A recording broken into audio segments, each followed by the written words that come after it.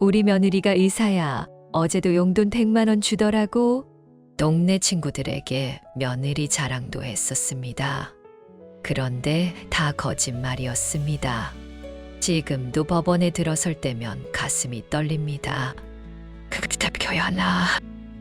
용서해야 가. 내 모든 재산을 빼앗아간 가짜 의사 며느리를 어떻게 하면 좋을까요? 내 아들이 너무 가여워서 망설여집니다. 제 사연을 듣고 여러분의 의견과 지혜를 댓글에 달아주세요. 저는 전라북도 완주에서 태어나 60년을 넘게 고향을 벗어난 적 없이 살아온 75세 김순자입니다. 농사를 짓던 부모님 밑에서 자라 힘든 시절도 많았지만 착실하게 살아오면서 나름의 재산도 모았고 두 아들도 잘 키워냈다고 자부했습니다. 큰아들은 공무원이 되어 안정된 직장을 다니고 있고 작은 아들은 사업을 하면서 제법 큰 돈을 벌고 있었지요. 그저 아이들이 잘 되는 것만 보고 살았다면 좋았을 텐데 여태 전부터 큰 며느리와의 관계가 조금씩 틀어지기 시작했습니다. 제가 살림을 도와주려 하면 시어머님은 편히 쉬세요라며 완곡하게 거절하곤 했습니다. 처음엔 그저 효심이라 생각했는데 점점 거리가 멀어지는 게 느껴졌습니다. 그러던 차에 작은 아들이 재혼한다는 소식을 전해왔습니다. 첫 결혼해서 아이 없이 이혼한 후 3년 만의 일이었습니다. 새로 들어올 며느리는 의사 출신의 사업가라고 했습니다.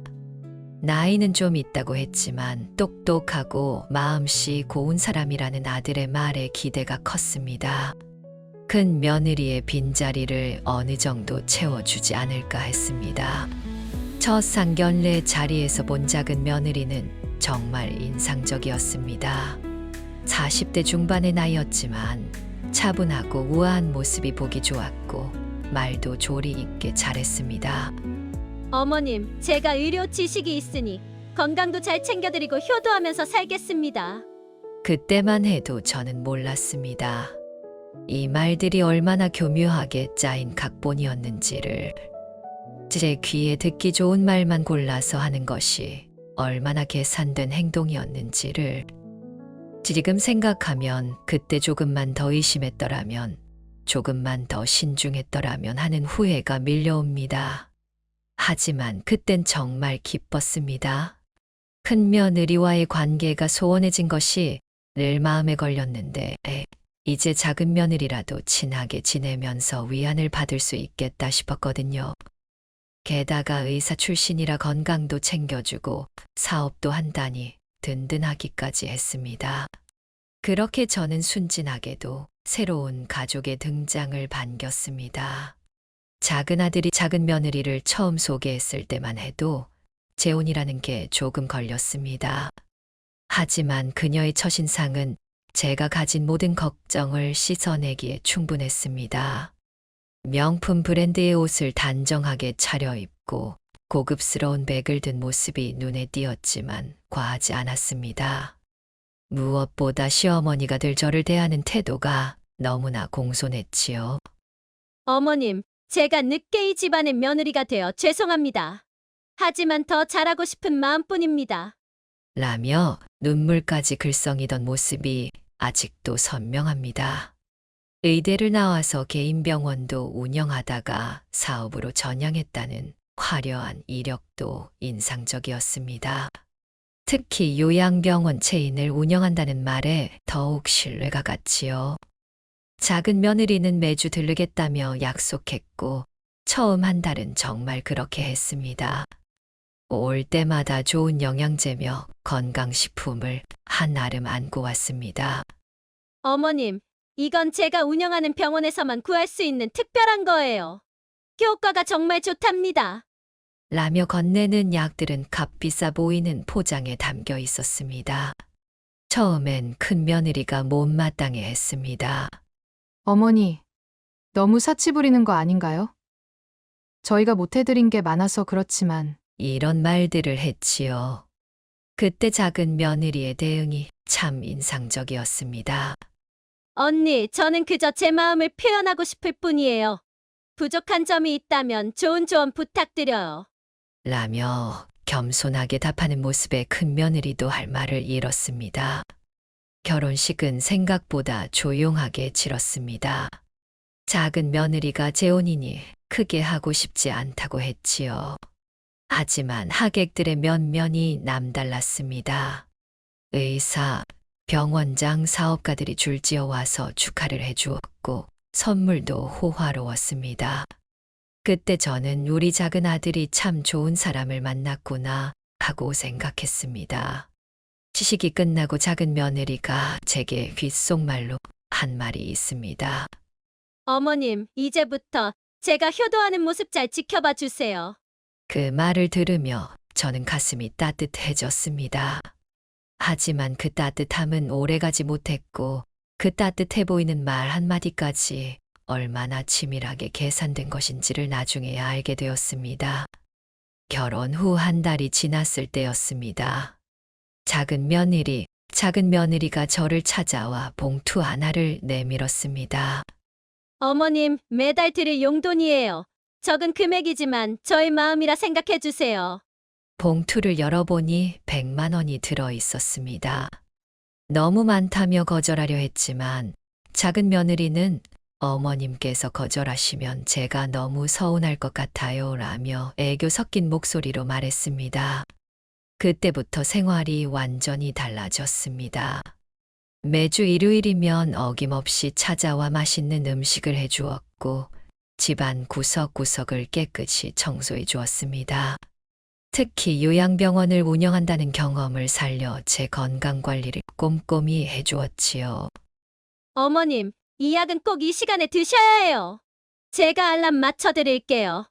라며 세심하게 챙겨주는 모습에 주변 사람들도 감탄했습니다. 이웃들은 저를 보면 부러워했습니다. 친자할머니는 진짜 복 받았네. 작은 며느리가 의사 출신에 용돈도 푸짐하게 주고. 특히 친구들 모임에 가면 저는 자랑거리가 하나 더 생긴 셈이었습니다. 큰 며느리와의 관계가 소원해진 것이 늘 마음에 걸렸는데 이제는 그런 서운함도 조금씩 잊혀져 갔습니다. 작은 며느리는 명절 때면 더욱 특별한 선물을 했습니다. 비싼 한우 세트는 기본이고 제가 좋아하는 홍삼도 잊지 않고 가져왔습니다. 어머님, 이건 저희 병원 VIP 고객들에게만 드리는 거예요. 어머님께는 특별히 가져왔어요. 라는 말과 함께 건넨 선물들은 하나같이 고급스러웠습니다. 한 번은 제가 감기에 걸렸을 때였습니다. 밤늦은 시간에도 불구하고 달려와서 직접 링거를 놓아주겠다며 밤을 새워 간호해 주었습니다. 어머님, 제가 의사 출신이라 이런 게 편하네요. 걱정 마시고 푹 쉬세요. 라며 내내 제 곁을 지켜주었지요. 그렇게 6개월이 흘렀습니다. 주변에서는 모두 제가 복 받은 시어머니라고 했고 저 역시 그렇게 믿었습니다. 하지만 지금 생각하면 그때가 바로 함정이었습니다. 작은 며느리의 지나친 친절이 오히려 덫이 되어 저를 서서히 올가매고 있었던 거죠. 그 진실을 깨닫기까지는 아직 시간이 더 필요했습니다. 변화는 아주 사소한 것에서 시작되었습니다. 어느 날 큰 며느리가 제게 들렀을 때 작은 며느리가 갑자기 들어왔습니다. 평소와 달리 약속도 없이 찾아온 것이었죠. 어머님, 제가 지나가다가 불이 켜져 있길래 들렀어요. 라며 들어온 작은 며느리는 큰 며느리를 보자 살짝 굳은 표정을 지었습니다. 그날 이후 작은 며느리는 종종 제게 큰 며느리에 대한 이야기를 하기 시작했습니다. 어머님, 제가 이런 말씀 드리기 조심스럽지만 일하며 운을 떼더니 큰 며느리가 어머니 돈을 함부로 쓴다는 소문을 들었다느니 재산 문제로 흑심이 있다느니 하는 이야기들을 조심스레 전했습니다. 처음에는 그런 말을 못 들은 척 했습니다.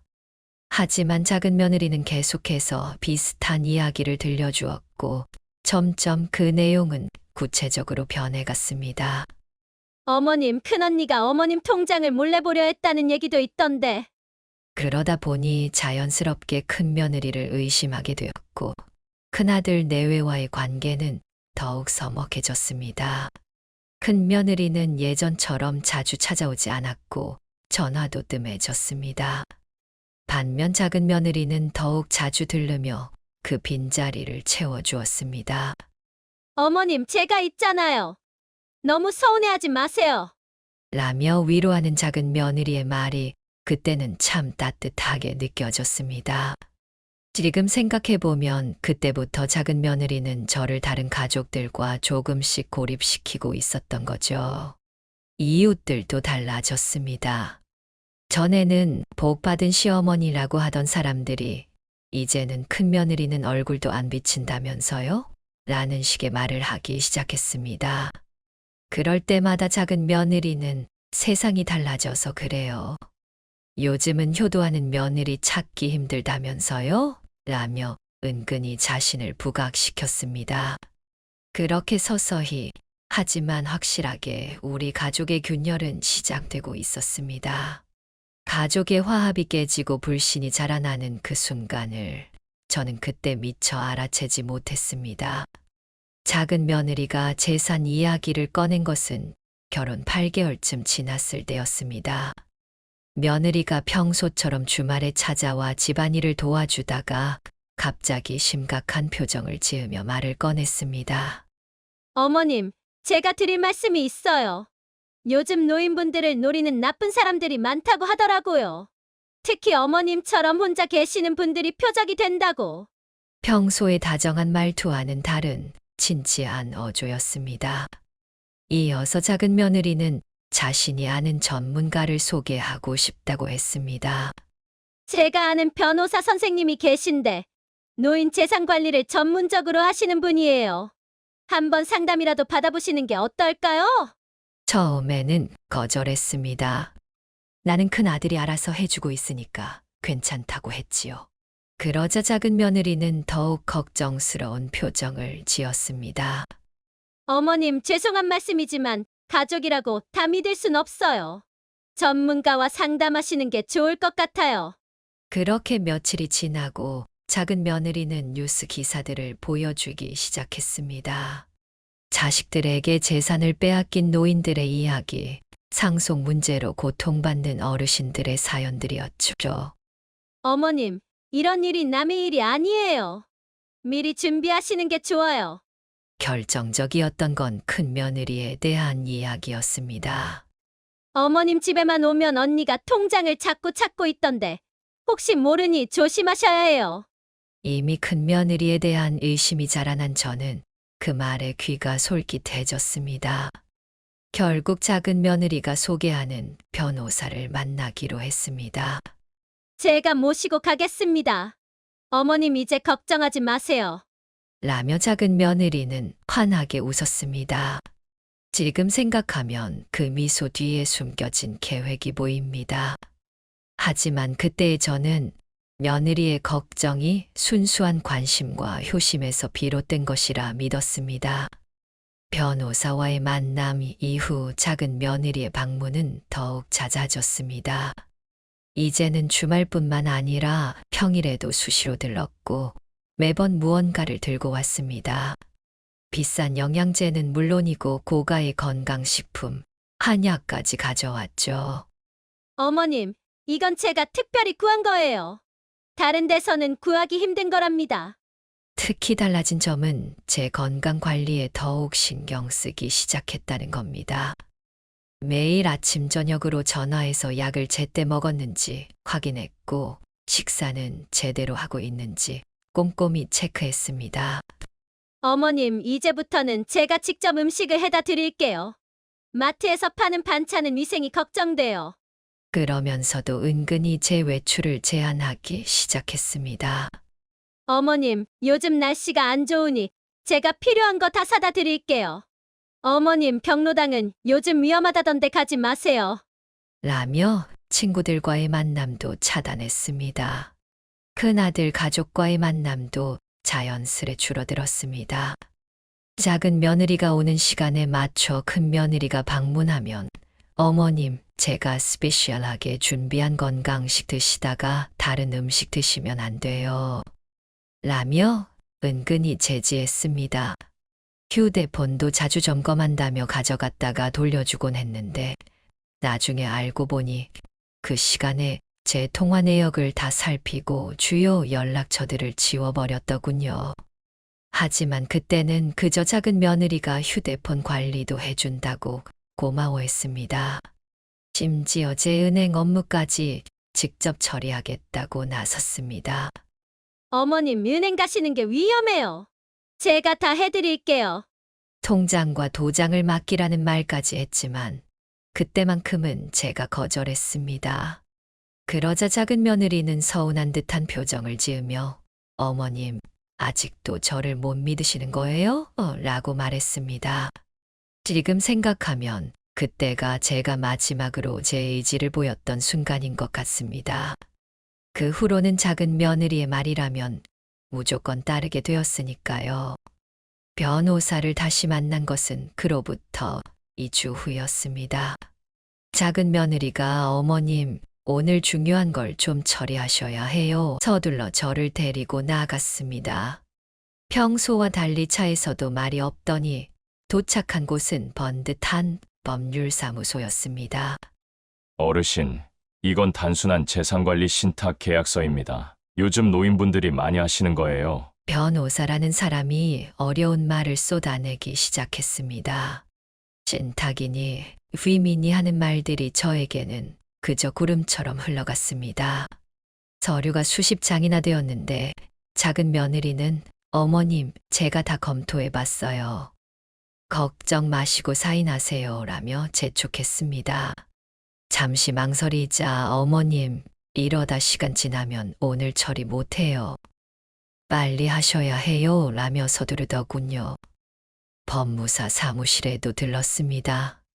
거기서도 많은 서류에 도장을 찍었는데 부동산 관련 서류라고 했습니다. 어머님 재산 지키려고 하는 거예요. 나중에 자세히 설명드릴게요. 작은 며느리의 말만 믿고 서명했습니다. 은행에서는 더 이상했습니다. 통장을 해지하고 새로 만들면서 인터넷 뱅킹도 신청했는데 비밀번호를 작은 며느리가 정하더군요. 어머님, 제가 관리하는 게 안전해요. 나쁜 사람들이 노리니까. 은행 직원이 의아한 표정을 지었지만 작은 며느리가 제가 작은 며느리예요. 어머님 믿으시는 사람이에요 라고 하자 더 이상 말을 않았습니다. 그날 집에 돌아와서도 찜찜한 마음이 들었습니다. 무슨 서류를 썼는지 제대로 이해하지도 못한 채 사인한 게 걸렸지요. 하지만 작은 며느리가 어머님, 이제 걱정 없으세요. 제가 다 알아서 할게요 라고 하니 그저 고맙다는 말밖에 나오지 않았습니다. 그렇게 저는 제 손으로 제 재산과 집을 모두 넘겨주는 서류에 서명했습니다. 법적 구속력이 있는 위임장과 부동산 증여, 계약서였다는 걸 알게 된 것은 몇 달이 지난 후였습니다. 큰아들이 처음으로 강하게 우려를 표현한 것은 서류 작성 후 일주일쯤 지났을 때였습니다. 평소와 달리 주말 아침 일찍 찾아와 조심스레 말을 꺼냈습니다. 어머니, 요즘 재수 씨랑 자주 법률사무소 다니신다면서요? 저는 별일 아니라며 얼버무렸지만 큰아들은 계속해서 물었습니다. 어떤 서류를 쓰셨는지는 아세요? 혹시 복사본이라도 받으신 거 있으세요? 그제서야 제가 서류 한 장 받아보지 못했다는 사실을 깨달았습니다. 그때 마침 작은 며느리가 들어왔습니다. 어머님, 제가 아침 식사 준비하러 와. 어머, 아주버님도 오셨네요? 잠시 당황한 듯 했지만 이내 평소처럼 환한 미소를 지었습니다. 하지만 큰아들은 날카로운 어조로 물었습니다. 어머니가 무슨 서류를 쓰셨는지 저희가 볼 수 있을까요? 작은 며느리는 당연하죠. 제가 나중에 복사본 가져다 드릴게요 라고 답했지만 결국 그 약속은 지켜지지 않았습니다. 대신 아주버님이 왜 이렇게 집착하시는지 모르겠어요. 어머님 재산 탐내시는 건 아니죠? 라며 의심을 부추기는 말만 늘어갔습니다. 이웃들의 걱정도 이어졌습니다. 40년 지기인 영순이는 순자야. 그 며느리가 좀 이상해. 다른 집 노인네들한테도 그렇게 접근했다가 재산 빼앗은 사람이라는 소문이 있더라고 귀띔해 주었습니다. 하지만 그때마다 작은 며느리는 선수를 쳤습니다. 어머님, 그분들이 저를 시기해서 그러는 거예요. 제가 진심으로 효도하니까 배가 아픈가 봐요. 심지어 그분들이랑 계속 만나시면 어머님 정신건강에 안 좋을 것 같아요. 라며 친구들과의 만남도 제안했습니다. 영순이의 마지막 말이 아직도 귓가에 맴돕니다. 순자야, 정신 차려. 그 사람 수법이 너무 교묘해. 그땐 그 말의 의미를 제대로 알아듣지 못했습니다. 그간 작은 며느리에게 받았던 관심과 선물 때문에 알아듣고 싶지 않았는지도 모르겠습니다. 며느리의 본격적인 재산 이전 작업은 서류 작성 후 한 달부터 시작되었습니다. 어머님, 요즘은 현금을 집에 두는 게 위험해요. 제가 안전하게 관리해 드릴게요.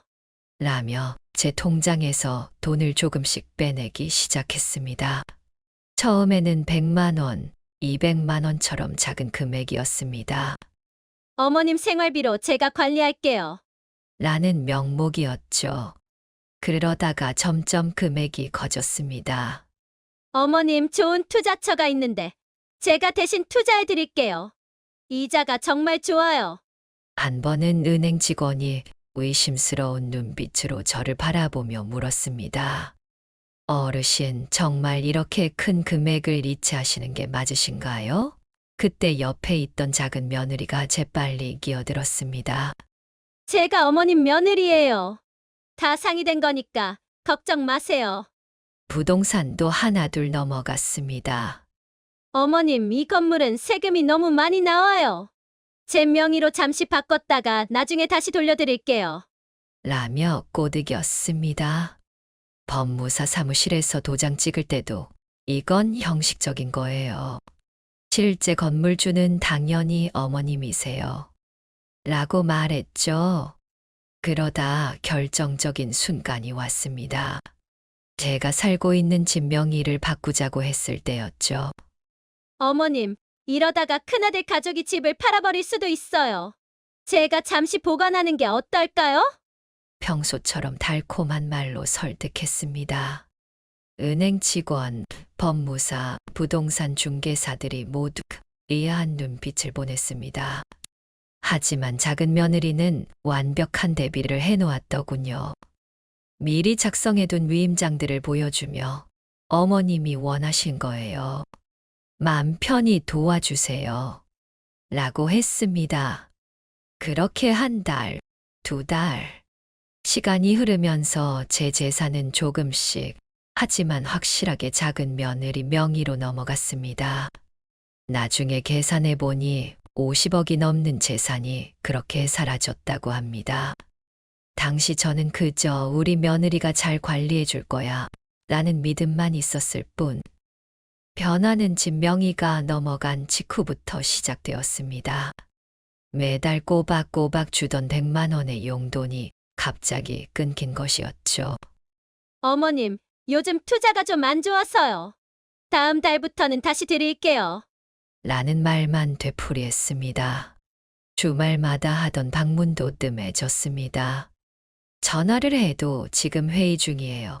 해외 출장이에요. 라는 비서의 답변만 돌아왔습니다. 가끔 오더라도 예전처럼 오래 머물지 않았고 음식을 해주거나 청소를 도와주는 일도 없어졌죠. 처음으로 심각한 의심이 든 건 제가 아파서 병원에 가야 했을 때였습니다. 혜진아, 병원에 좀 데려다 주면 안 될까? 라고 전화했더니 어머님, 저 지금 너무 바빠요. 택시 타시면 되잖아요. 라고 하더군요. 의사 출신이라며 그토록 제 건강을 챙기던 며느리가 맞나 싶었습니다. 통장을 확인하고 싶었지만 그마저도 쉽지 않았습니다. 인터넷 뱅킹 비밀번호를 모두 작은 며느리가 관리하고 있었거든요. 은행에 가보려 했지만 그마저도 위임장으로 막혀 있었습니다. 어르신, 모든 거래가 따님에게 위임되어 있네요. 라는 말을 들었을 때 당혹감이란 부동산 등기부등본을 떼어보려 했지만 그것도 여의치 않았습니다. 작은 며느리 명의로 바뀐 후에는 열람도 할 수 없다고 하더군요. 제가 살고 있는 집마저 더 이상 제 것이 아니었습니다. 더 충격적인 것은 큰아들이 찾아왔을 때였습니다. 어머니, 제 씨가 집을 담보로 대출을 받았다는데 아세요? 그제서야 알았습니다. 제 재산으로 대출까지 받아가고 있었다는 사실을. 하지만 그때도 저는 여전히 작은 며느리를 완전히 의심하지는 못했습니다. 뭔가 사정이 있겠지, 곧 다 설명해 주겠지 하는 마음이 있었으니까요. 지금 생각하면 참 한심하기 그지없습니다. 믿었던 며느리의 진짜 정체를 알게 된 것은 우연한 계기였습니다.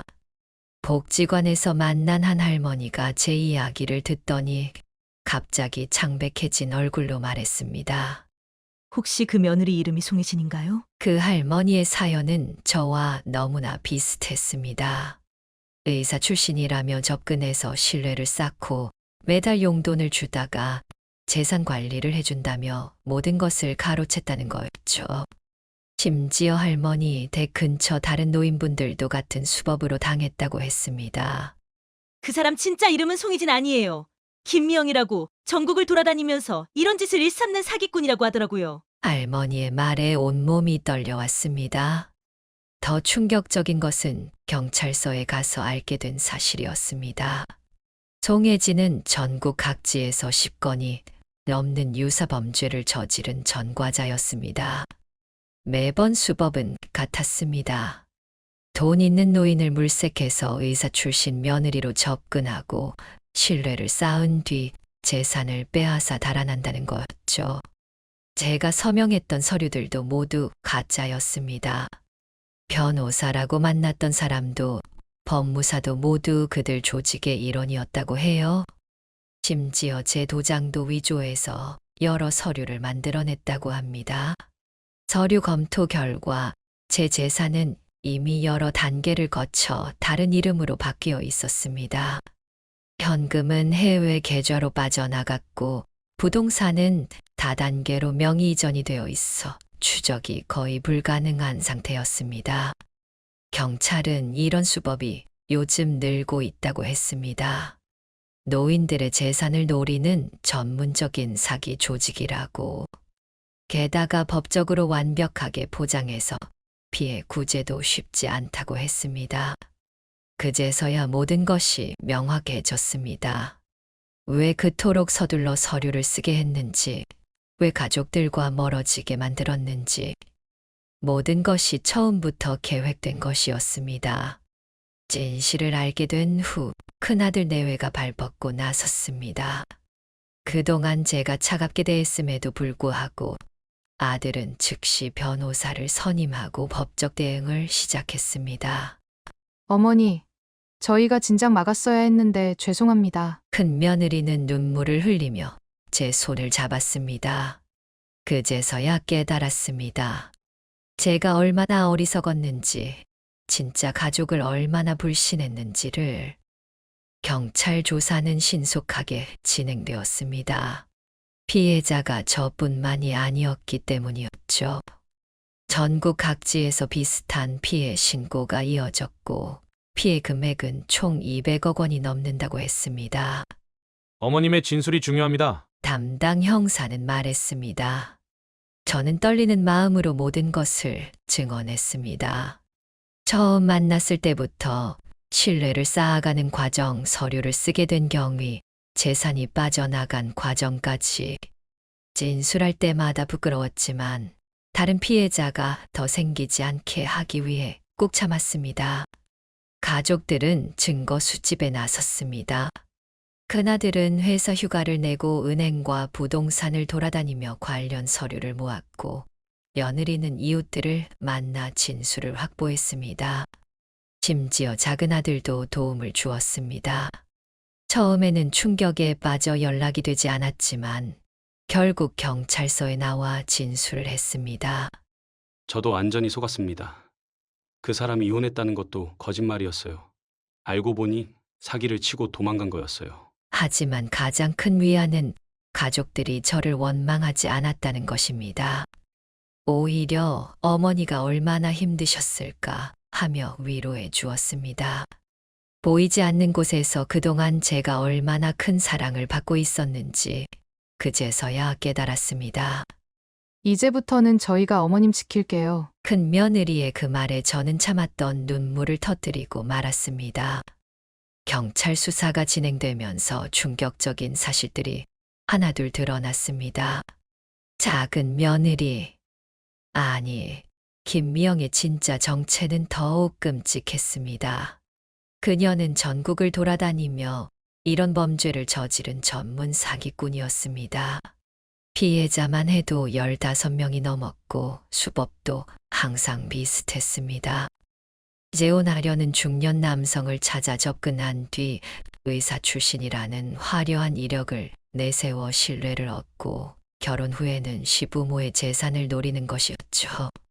가짜 진료 기록부터 허위 신분증까지 모든 것이 완벽하게 준비되어 있었습니다. 심지어 제가 만났던 변호사와 법무사도 모두 공범이었다고 합니다. 전문적인 사기 조직이었던 거죠. 송혜진이라는 이름으로 활동한 건 이번이 3번째네요. 담당 형사가 말했습니다.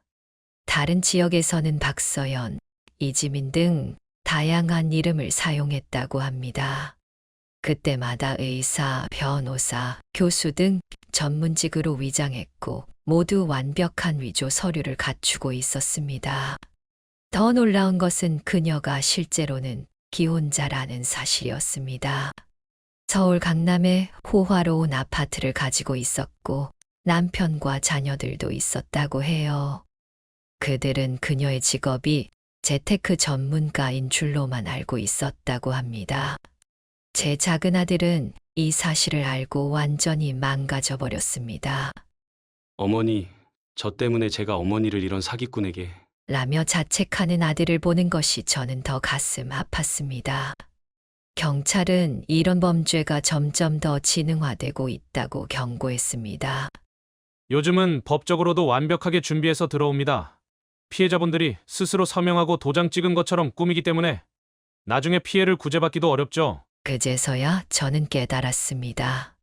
제가 당한 것은 단순한 사기가 아닌 치밀하게 계획된 조직적인 범죄였다는 것을. 재산을 되찾기 위한 법적 투쟁은 쉽지 않았습니다. 가족들이 선임한 변호사는 처음부터 난색을 표했습니다. 모든 서류가 합법적으로 작성되어 있어서 법적으로 문제를 제기하기가 쉽지 않습니다. 첫 번째 난관은 제가 자발적으로 서명했다는 점이었습니다. 비록 속임수에 의한 것이었지만 서류상으로는 모두 제 의지로 이루어진 것처럼 보였습니다. 심지어 도장도 정식으로 등록된 것을 사용했고 위임장도 공증을 받아놓은 상태였습니다.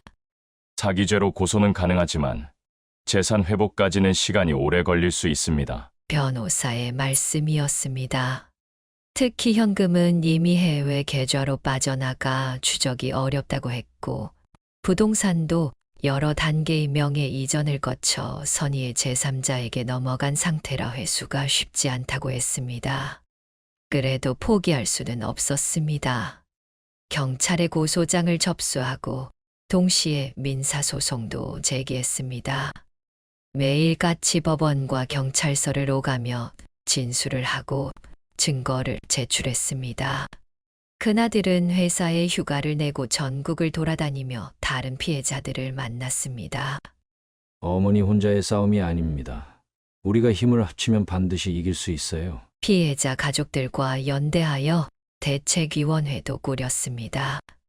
언론에도 제보를 했습니다. 처음에는 부끄러워서 망설였지만 더 이상의 피해자가 나오지 않게 하기 위해서는 꼭 필요한 일이었습니다. 제가 당한 일을 공개적으로 말씀드리는 것은 또 다른 피해자가 생기지 않았으면 하는 바람 때문입니다. 이렇게 시작된 법적 투쟁은 아직도 진행 중입니다. 승소를 장담할 수는 없지만 포기하지 않고 끝까지 싸우려고 합니다. 이것은 단순히 제 재산을 되찾기 위한 싸움이 아니라 정의를 바로 세우기 위한 싸움이기도 하니까요. 법적 투쟁이 진행되는 동안 우리 가족은 서서히 회복의 과정을 겪었습니다. 가장 큰 변화는 큰 며느리와의 관계였습니다. 그동안 작은 며느리의 거짓말에 속아 멀어졌던 사이가 다시 가까워지기 시작했습니다. 어머님, 제가 더 적극적으로 나섰어야 했는데 큰 며느리는 늘 미안하다고 했지만 사실 미안한 건 제 쪽이었습니다. 제가 얼마나 큰 며느리를 의심하고 내쳤는지 생각할수록 부끄러웠습니다. 작은 아들은 한동안 깊은 자책에 빠져 있었습니다. 술도 많이 마시고 삶의 의욕도 잃은 듯 했습니다. 하지만 가족들이 함께 힘이 되어 주었습니다.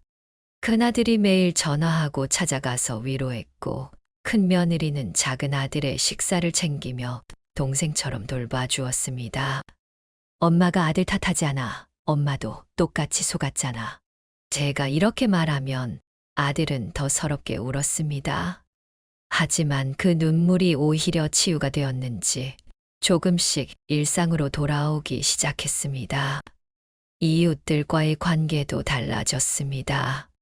처음에는 창피해서 얼굴을 들지 못했지만 오히려 이웃들이 먼저 다가와 위로해 주었습니다. 순자 씨, 우리가 진작 이야기했어야 했는데. 하며 안타까워하는 친구들 덕분에 다시 용기를 낼 수 있었습니다. 특히 경로당 친구들이 큰 힘이 되어 주었습니다. 매일 아침 운동도 함께하고 점심도 같이 먹으며 일상을 되찾아갔습니다. 우리가 지켜줄게. 이제 그런 나쁜 사람 절대 못 들어와. 라며 친구들이 보초를 서듯 지켜주었습니다. 가족 간의 대화도 많아졌습니다. 일주일에 한 번씩 꼭 다 같이 모여 식사를 하면서 서로의 이야기를 나누고 위로하고 격려했습니다. 그러면서 자연스럽게 상처도 아물어 갔습니다. 무엇보다 저 자신과의 화해가 필요했습니다. 제가 얼마나 어리석었는지, 가족들을 얼마나 불신했는지, 그 죄책감을 이겨내는 게 가장 힘들었지만 가족들의 사랑 덕분에 조금씩 이겨낼 수 있었습니다. 법원의 첫 판결은 2023년 겨울에 나왔습니다. 사기 혐의에 대해서는 유죄가 인정되었지만 재산 회복은 쉽지 않았습니다. 이미 여러 단계를 거쳐 다른 사람들 명의로 넘어간 부동산은 되찾기 어렵다는 게 법원의 판단이었습니다. 어르신, 현실적으로 모든 재산을 되찾기는 어렵습니다. 하지만 포기하지 마세요. 할 수 있는 모든 방법을 다 시도해 보겠습니다. 변호사의 말씀대로였습니다. 일단 작은 며느리 명의로 남아있던 일부 부동산에 대해선 가압류 신청에 성공했습니다. 경찰도 해외로 빠져나간 자금을 추적하기 시작했습니다. 국제형사경찰기구 인터폴과 협조하여 자금 흐름을 쫓았고 일부 계좌는 동결시키는데 성공했습니다.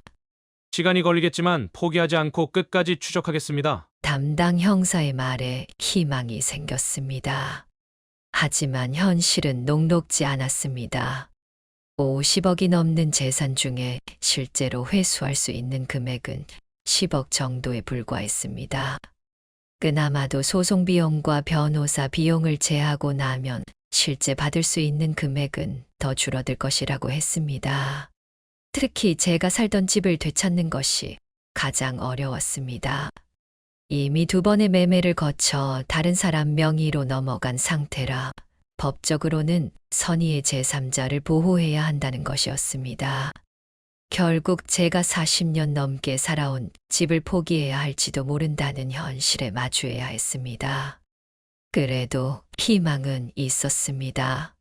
다른 피해자들과 함께 결성한 대책위원회를 통해 공동대응이 가능해졌고 검찰도 범죄수익환수법을 적용하여 적극적인 수사를 진행하고 있었습니다. 어머니, 돈을 다 못 찾아도 괜찮아요. 우리가 있잖아요. 큰아들의 말처럼 이제는 재산보다 더 소중한 것을 찾았다는 생각이 듭니다. 비록 모든 것을 되찾지는 못하더라도 가족의 사랑만큼은 확실히 되찾았으니까요. 이제 1년이 지났습니다. 아직도 법적 소송은 진행 중이고 재산 회복도 완전히 이루어지지 않았습니다. 하지만 저는 이 시간을 통해 많은 것을 배웠습니다. 첫째로, 진정한 효도는 물질적인 것이 아니라는 점입니다. 매달 100만 원씩 주던 가짜 며느리보다 조용히 곁을 지켜준 큰 며느리의 마음이 진짜 효도였습니다. 돈이나 선물이 아닌 진심 어린 관심과 사랑이 진정한 가족의 모습이라는 걸 깨달았습니다. 둘째로, 가족 간의 신뢰가 얼마나 중요한지 알게 되었습니다. 작은 며느리가 저를 속일 수 있었던 것은 제가 진짜 가족들과 멀어져 있었기 때문입니다. 이제는 매주 가족들과 만나 이야기를 나누고 서로의 생활을 공유하고 있습니다. 셋째로, 노인을 대상으로 한 범죄가 얼마나 교묘해지고 있는지 뼈저리게 느꼈습니다. 이제는 복지관에서 제가 직접 나서서 이런 범죄 예방 강의를 하고 있습니다. 제 경험이 다른 분들에게 교훈이 되었으면 하는 마음에서입니다. 지금은 큰아들네 근처로 이사를 했습니다. 비록 40년 넘게 살던 집은 잃었지만 오히려 가족들과 더 가까이 지내게 되어 행복합니다. 작은 아들도 이제는 예전처럼 웃을 수 있게 되었고 취업 준비도 다시 시작했습니다. 가끔 그때 조금만 더 신중했더라면 하는 후회가 들 때도 있습니다. 하지만 이제는 뒤돌아보지 않으려고 합니다. 앞으로 남은 인생 진짜 가족들과 함께 행복하게 살아가는 것이 제가 할 수 있는 최선의 복수라고 생각합니다. 마지막으로 드리고 싶은 말씀이 있습니다. 지금 이 글을 읽고 계신 어르신들, 갑자기 나타나 과도하게 잘해주는 사람을 조심하세요. 그리고 가족들과 멀어지지 마세요. 가족의 진심 어린 걱정과 우려를 무시하지 마세요. 제가 바로 그 교훈을 뼈저리게 배웠으니까요.